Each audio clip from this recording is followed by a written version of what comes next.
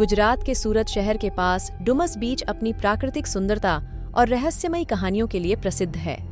इस बीच की रेत काले रंग की है और यहाँ पर कई अनहोनी घटनाएं घट चुकी हैं, जिनके बारे में लोग डर से बात भी नहीं करते। इसी जगह पर एक बार 4 दोस्त राहुल, अनिता, विवेक और प्रिया घूमने के लिए आए थे। रात का समय था और समुद्र की लहरें अंधेरे में गूंज रही थीं। चांद की रोशनी रेत पर परछाइयां बना रही थी।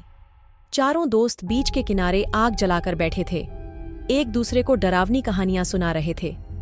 राहुल ने कहा, क्या तुमने सुना है कि इस बीच पर रात के समय आत्माएं घूमती हैं? विवेक ने हंसते हुए कहा, ये सब बकवास है, हम यहाँ घूमने आए हैं, डरने नहीं। प्रिया ने चारों ओर देखते हुए कहा, फिर भी ये जगह कुछ अजीब लग रही है। अगले दिन चारों दोस्त बीच पर और अधिक घूमने निकले। अचानक प्रिया को एक पुराना झोपड़ा दिखाई दिया। उसने दोस्तों से कहा, चलो उस झोपड़े को देखते हैं। झोपड़े के अंदर घुसते ही उन्हें एक पुराना दर्पण मिला। दर्पण की सतह धुंधली थी, जैसे कि उसे बहुत समय से साफ नहीं किया गया हो। राहुल ने उसे साफ करने की कोशिश की, लेकिन जैसे ही उसने दर्पण को छुआ, एक ठंडी हवा का झोंका आया और दर्पण में एक परछाई दिखाई दी। अनिता ने डरते हुए कहा, यह क्या था? मैंने देखा कि दर्पण में किसी की परछाई थी। रात को चारों दोस्त अपने टेंट में सोने की कोशिश कर रहे थे, लेकिन उन्हें नींद नहीं आ रही थी। अचानक बाहर से किसी के चलने की आवाज आई। विवेक ने कहा, यह क्या हो सकता है? चलो चलकर देखते हैं। चारों दोस्त टॉर्च लेकर बाहर निकले।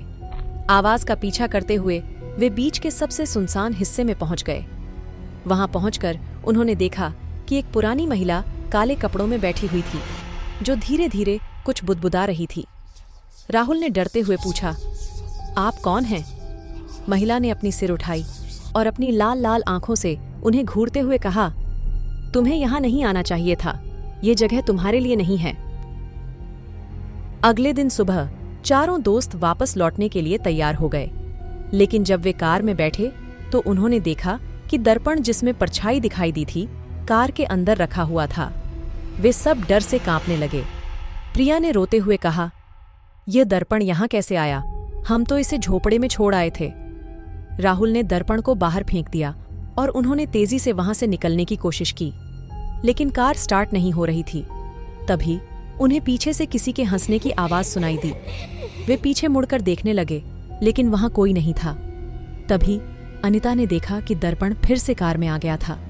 वह जोर से चिल्लाई, ये दर्पण हमारा पीछा कर रहा है। राहुल ने घबराते हुए कहा, हम यहां से जल्दी निकलते हैं। आखिरकार उन्होंने किसी तरह कार स्टार्ट की और तेजी से वहां से भाग निकले।